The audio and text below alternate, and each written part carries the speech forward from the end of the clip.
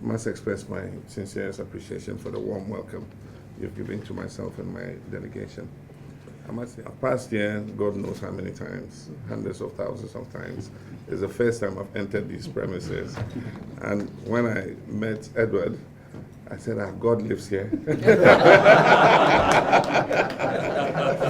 I saw the beauty of the premises, the peaceful nature, the cleanliness, the order. I said, God must certainly live here.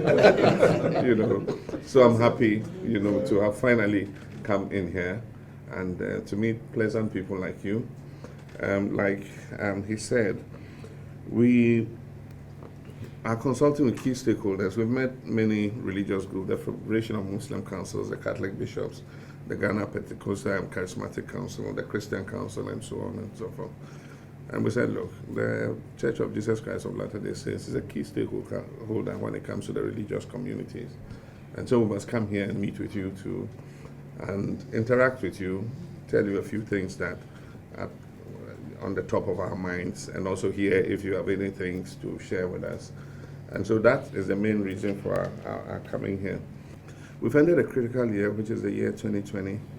And as you know, in the Ghanaian constitution, democracy is based on a multi-party platform. And so there are two major parties in Ghana, the New Patriotic Party and the National Democratic Congress, which we represent. We were in government until 2016. We did our best for God and country.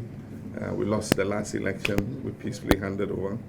And we believe that that is the way it should be. Ghana should be a model of democracy. And so we continue to improve our democracy, as we go along. We've had 7 elections, and we're going to the next one. They have all been peaceful, very well contested. I mean, you find a lot of heat, a lot of argument, a lot of tension, but eventually we get it right. And so I said, we'll meet today, we'll tell you a few things. You probably will be following the media, you'll be hearing a lot of things, but you probably wouldn't get the perspective from which, these arguments are being made. Right. And that's why we said we'll discuss a few things to do with the run-up to the elections and a few other issues that are of interest. And so for the first time in the run-up to the 2012 election, we came up with a biometric register. We had introduced transparent ballot boxes. We had introduced photo ID cards. Then we eventually came to biometrics. So Ghana has been the model for electoral, success and, transparent elections. But it's not been without debate, and we get better with every election. So we believe that we should be improving things. In 2012, we came up with a new register. And we normally do a new register after a population census, because then you know exactly what the population projections are. And so there was a population census in 2010, and then in 2011 we started the process of drawing up a new register. In 2012 we introduced it, and we used it for the election. It went quite well. Data is not something that you discard, I mean, you have data, it's useful, you keep the data, and then you keep upgrading and adding to it. Unfortunately, in the run-up, we used the same register for 2016, worked perfectly. It led to a change in government, and the president won based on the same register. Then suddenly, in the run-up to the 2020 election, it says, oh, I want to change the register. Why do you want to change it? Oh, first it was about the hardware. It's unserviceable, it will cost us too much to replace the hardware. Then next it was about the data itself. There are too many dead people on the register, and so on and so forth. And you just can't see where the argument sits. And we said, no, you cannot change the register like that just because you want to. 2020, we're supposed to have another census. So let's have the census. And after the census, we'll have the precise population statistics. And then based on that, we can do a new register. We've done everything. Electoral Commission says, no, we're going to introduce a new register. Now, there are all kinds of speculation. One is that, people are interested in the procurement part of it and all that. People have interest and all that. I don't have any proof, but the dogged determination to introduce it is a bit worrying.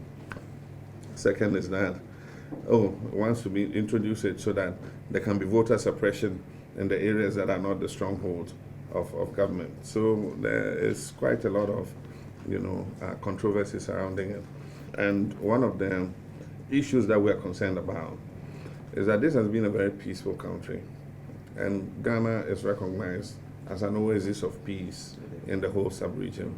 And we don't want any turmoil that would destroy that reputation and create, disorder in this country. Our party is a party of peace.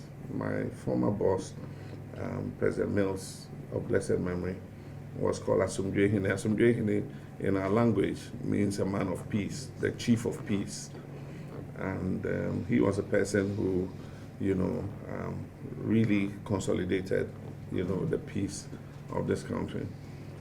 And as his apostle, and having worked with him as his vice president, I continue the tradition of opening this country to everybody, no matter your political affiliation or anything. We believe that if this country must move forward, the opportunities must be open to everybody, no matter your ethnic or political or religious affiliation. And so we have continued that, and we don't want anything to reverse, that situation. Unfortunately, if you look at the timetable for introducing the new register, and it's dangerous when you introduce a register in the year of an election, because you need to pilot, test run. You might think you've covered all bases, but on the day when you deploy, you will find that there might be problems. In 2012, when we introduced the new software, biometric software for the new register, the election had to go for 2 days because in many places they were not conversant with using the biometric verification machines. And so many people put their fingerprints and they were not recognized. Either you needed to change the battery or you needed to moisten the person's fingers in order that the fingerprint could be caught properly. Or if somebody had, greasy fingers and he put his fingers there, the next person who comes will not be able to capture his fingerprints. So we went through a learning curve. And so 2016 was much better. It went faultlessly, everything worked well. Suddenly you say you want to discard all that and introduce new equipment. And so that has become a bone of contention, and we thought that we should let you understand the perspective from which we are coming, that we are a party of peace. We don't want anything that would disturb the peace of this country. And so we said, look, we don't need a new register. You've seen the manifestations and so on and so forth. And we're waiting to see what the final word is. The Eminent Advisory Committee met us, and they're going to consult with the EC again and come back with a final word. And based on that, we'll all decide what to do. But I just wanted to draw your attention that this is a ticking time bomb. And if on the day we go and the equipment doesn't work, there could be, confusion in this country. So that's the first issue. Since this president came into office, in the last election, there were the use of what we call vigilantes. And as president, I got national security reports about training of people in how to handle arms and close combat and things like that. And in our investigations, we found 2 people who had entered the country and were conducting that training. We arrested them, we interrogated them. And apparently they had been brought into the country by the opposition party. And so, of course, after interrogating them, we deported them back to their country of origin, South Africa. But then, in the course of the election, there were all these people in black T-shirts, some call themselves Delta Forces, Invisible Forces, all kinds of forces all over the place. There are a few issues, and I'll use that to wrap up, about the economy and the financial sector. We encourage investment by Ghanaians in the financial sector because we realized that all the major financial institutions were owned by foreign entities. And so you had the Barclays, you had Stanchart, Stanbic, Ecobank, and all of them. And so in our period, we tried to promote investment in that sector. And so we got some Ghanaians who put in some money and set up banks. And of course, these are indigenous banks and smaller banks. And they were lending to the riskier end of the market, that is the SMEs. The big banks are not good at lending to the SMEs, but these banks filled that space. Some were savings and loans companies, some were microfinance. And when you're working at the riskier end of the market, I mean, certainly you can get buffeted by bad debt and things like that. But they had done well in terms of financing. I mean, short credits to clear goods from the port, short credits to bring things from, import things from outside, short credits to produce internally and all that. And then one of the good roles they played was for government suppliers and government contractors. It was an easy place to go with your contract award and say, look, I've got this contract from government to supply this. I need a short, term credit to be able to fulfill it. And the government will pay the check in our joint names so that then they're always able to recover what they have. And so this happened a lot, road contractors, building contractors, everybody. And then a new government comes in and says that we're suspending all contracts, we're suspending all payments because we want to investigate these payments. And so there are outstanding payments to government contractors of almost 6 billion CDs. At the same time, government says we're going to clean out the financial sector. And so you must increase your capital reserve to 400 million, if not, we'll shut you down. The posturing of government and the utterances of government officials creates a panic that, look, they're going to close down these banks. And so before the banks were closed down, one of the owners of the banks, who happens to be a friend, he said, I don't know what is happening. Anytime we open the doors of the bank, everybody's coming to take out money. Nobody is depositing. Of course, because of the signal government had given. So they met with the Minister of Finance and they said, okay, well, you say we should increase our capital reserve to 400 million. We have this list of people who owe us, who have done work for government and are waiting for payment. Can you pay them so that we can increase our liquidity? He says, no, that is a contract between us and them. It has nothing to do with you. We have no contract with you. You must increase your reserve or else we'll close you. And so, even before the time given, government announces the closure of several banks.